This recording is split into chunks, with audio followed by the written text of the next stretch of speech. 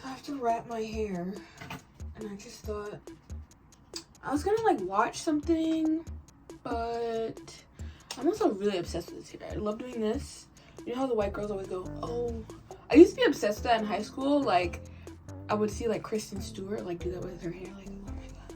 Like, anyway, what was I gonna say? I was gonna like watch a video while I did this, but I don't really have the mental capacity to do that right now, to pay attention. I feel like today has been a really strangely screen-filled day.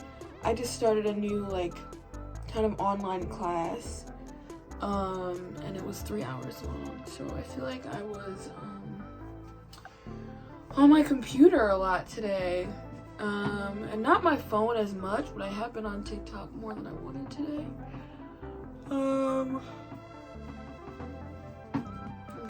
Today's Sunday, but it doesn't feel like it feels like Sunday now that I've readjusted my week. So here's where this is at. I feel like I don't, and I wish I did, like try to traditionally vlog, but when I'm like actually having a good time, I don't think to record, and I think it would often be weird, and I wonder how people who do it find the courage to do it. Like, when you're having a good time, how do you decide, oh, let me take the phone out and put it in your face? And you know what? I watch it, and I really enjoy it. It seems like everyone's having a good time, but I do wonder the logistics behind that. But yeah, in my class today, we were talking about a lot, and I'm reading a book right now, too, called Glitch Feminism, and it's just having me think a lot about, I mean, when am I not thinking about this? The whole reason why I started to record myself is like because I'm having this weird relationship with technology. I don't really think personally, and this is what I'm coming to the conclusion of, because you know, I'm trying to Google like how do I get rid of my phone addiction. It's just like stuff that's just not, I'm just not gonna do it. You know what I mean? You look things like that up, and then I'm like, I'm not gonna do that. But I feel like it's because I'm not addicted to my phone. I'm addicted. What are my cats doing? What are you doing?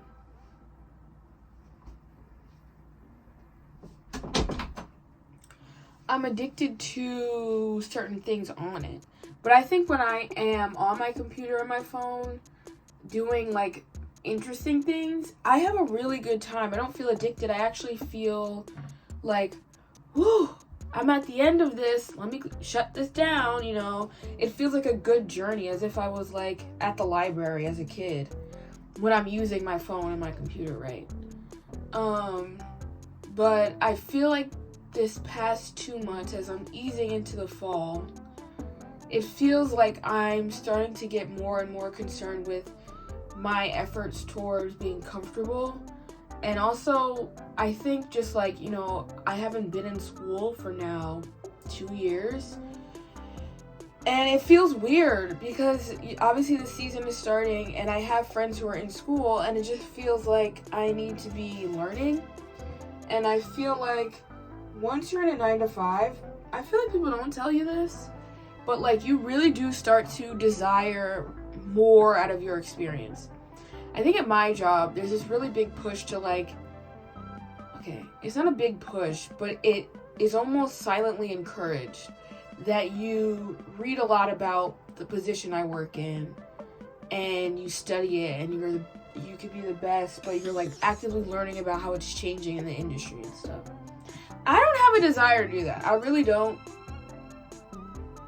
I couldn't care less about what's going on at work once I log off. And that's just how I live my life. I don't really particularly want to know what my coworkers are doing. I don't want to think about my field of work when I'm not at work. Like, I'm not saving the world by doing the work I'm doing. So it's like, okay, I don't know if I'm definitely not saving the world, but I think that like I am in a unique position where my job like does allow me to like serve the public in a way, which is nice. I just don't think it's like, I'm not solving crises and whatever. So I don't think I need to actively be thinking about this job when I'm not at the job.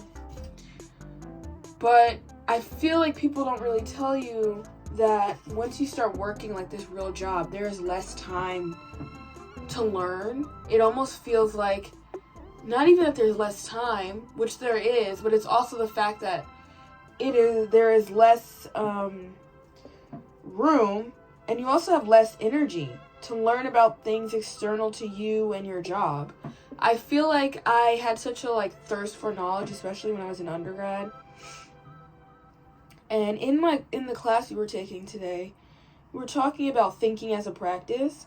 I think I had made a personal note in my journal or on my Tumblr or something recently where I was like, I think thinking is one of my favorite hobbies, which is new, but I feel like in the class today, we were talking about that as part of the active,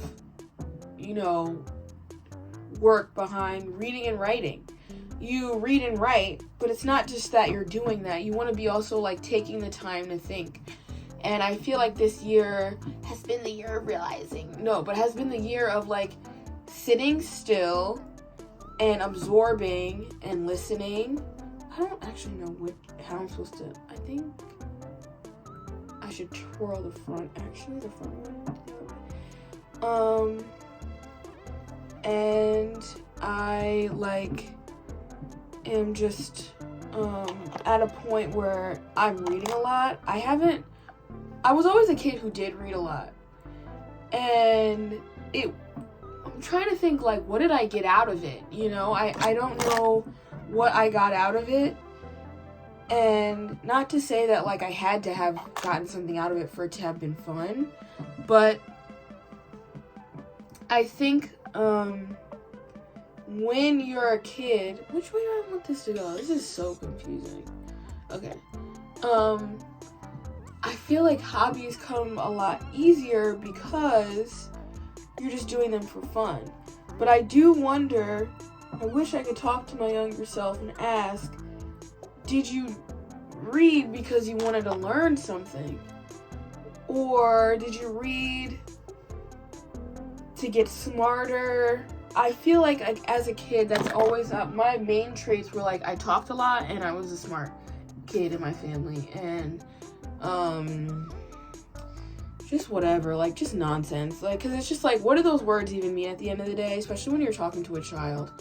But I just feel like nowadays I am reading a lot more and making this effort to even take this class outside of my job, and I think that having a life outside of work is not only just making sure you hang out with your friends and you have fun, but I feel like a large part of it too is making sure that you are leaving room to learn, to expand what you already know, and have it be unrelated to your work in a way, especially if you work somewhere where it's not, actively changing lives, like I said. I just feel like this is something that has been on my mind, and I feel like reading was so hard too. This was always a conversation too. I majored in book publishing. I no longer work in book publishing for many reasons. No longer want to work is what I'm trying to say. I actively, while I was studying it, was I don't want to do this. And I just feel like even in those classes, people were yeah, I just don't read as much as I used to as a kid. Or, you have book talk people and they're reading YA, and it's you are 27 years old. Why do you need to be reading YA and middle school things? And I think that we all just need to be paying a lot more attention and taking up thinking as a hobby. I don't know. I feel like also, like I was saying, I don't think being addicted to your phone is a thing. I really don't. I think it's being addicted to arguments online. It's being addicted to fast-paced videos. It's being addicted to 2x speed. It's being addicted to shopping, from your phone. It's being addicted to instant information. It's being addicted to ordering food right to your house the second you get home. It's being addicted to stalking people online. It's being addicted to seeing what celebrities are doing online. I don't think it's the phone. That's like saying that people were addicted to the abacus. You know what I'm trying to say? And maybe there were. I wasn't alive then. Maybe there were people who were freaks about the abacus. And really, really, really could not get off the abacus day and night. The same way I was with my DS under my covers when I was 9.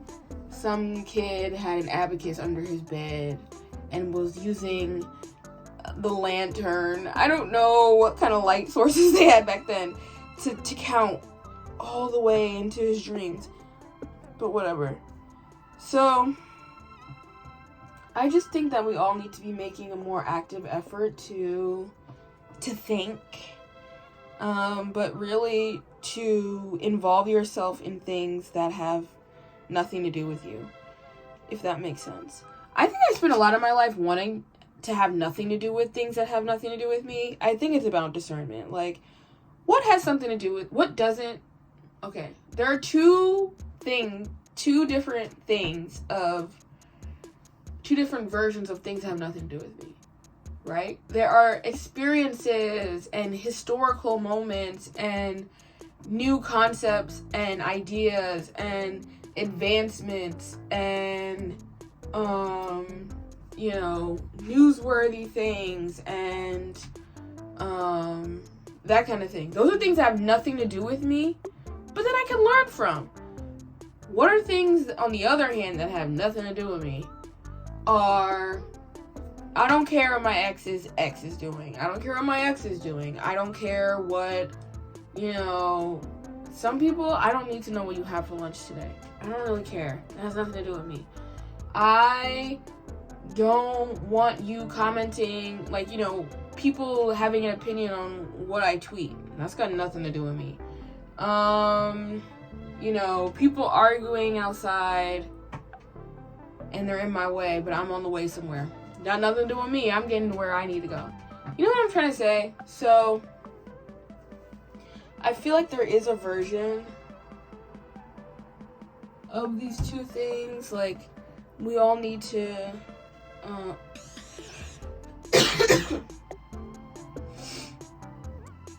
learn more about what has nothing to do with us, positive. And what makes phones addictive is, embellishing and emphasizing the things that have nothing to do with us / negative, right? So, that's just how I'm feeling lately. I also feel like I'm thinking about this more too, is because for the first time in my life, I'm kind of happy and I don't really know what to do with that. And I feel like if I spend too much time, right, trying to involve myself with the things that have nothing to do with me / negative, I'm going to start projecting that onto myself and my experience. But I feel like when I learn more about other people's experiences, when I read a new book, when I learn a new concept, when I watch something really insightful, when I watch a new movie that I've never seen, when I, take the time to try new food, that is almost supplementing all the other more personal happinesses, I don't know, happy happenings in my life.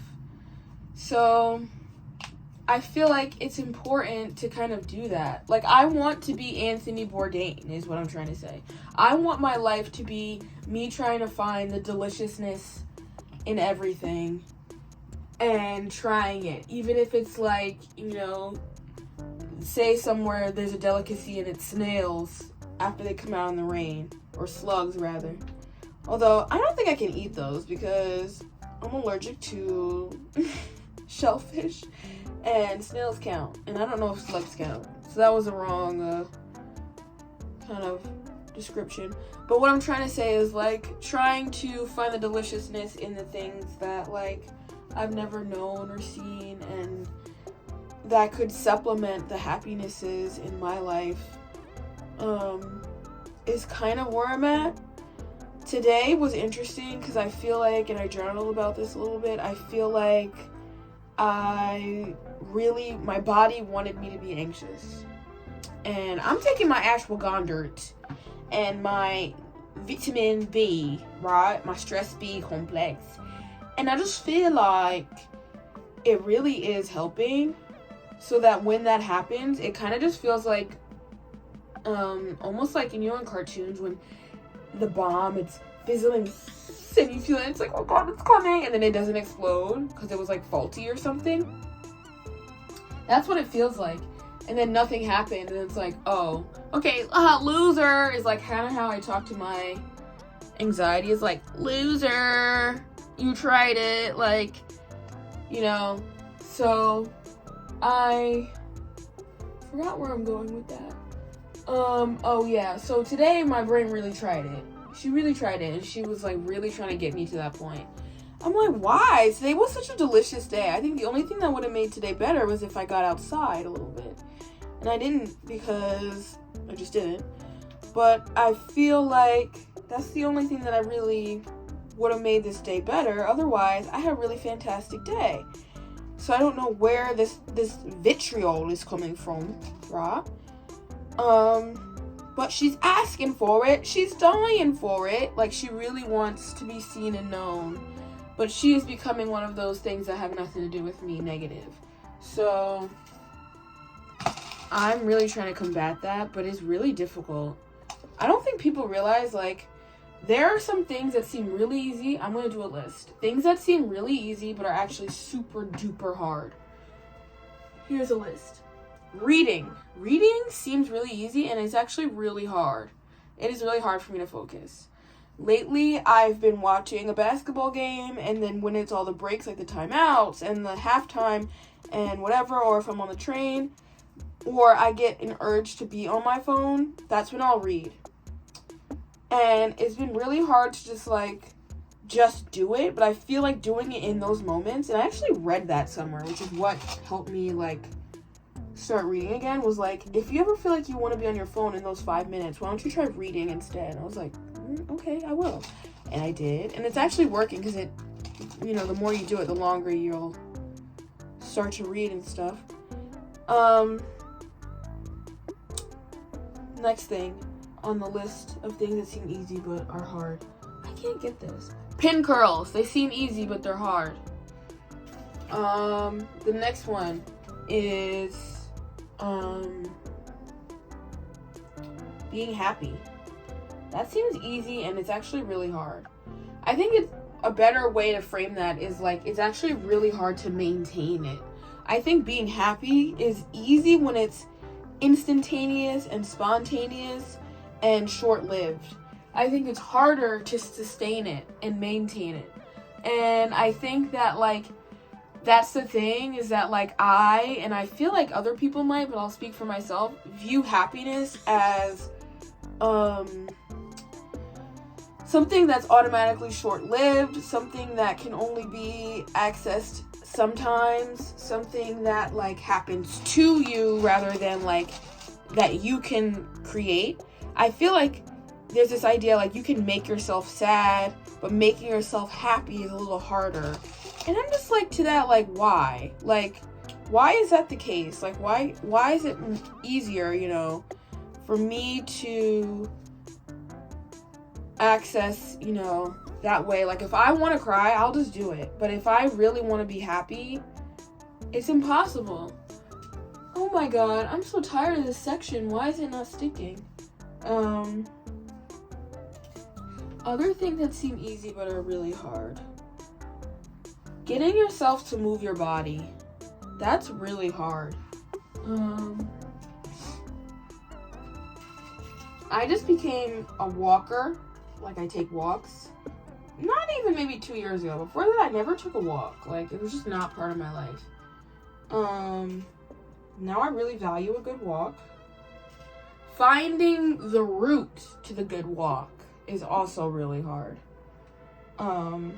Seems easy, but it's hard. And I can't really think of anything else. But I feel like all of that stuff that I have on that list and that I'll format, I think I can do it. I think everything can be easy. I wrote this thing in my notes the other day that I was like, having a body should be effortless. Like, I was born into it. I taught myself how to walk. I taught myself how to talk. Like, you know, I taught myself how to drink. I taught myself how to eat. I taught myself how to blink. I taught myself how to swallow. Having a body should be and is effortless. And I think, you know, obviously there's caveats to that. I'm chronically ill. I have chronic pain, chronic fatigue. A lot of that is not effortless. And for other people who are disabled in some other way, it's not effortless. It's really not. But I think what I'm trying to say is, like, when we have our own systems in place internally, we have our own systems and routines. We know our bodies best. Having our own bodies on an individual basis is and should be effortless. And I just refuse to believe that it can't be. I refuse to believe I can't access happiness the way that I want. I refuse to believe that, like, any emotion that I want to access is impossible to access when I want to. Things are not happening to me, they're happening through me. And that's just how I feel. So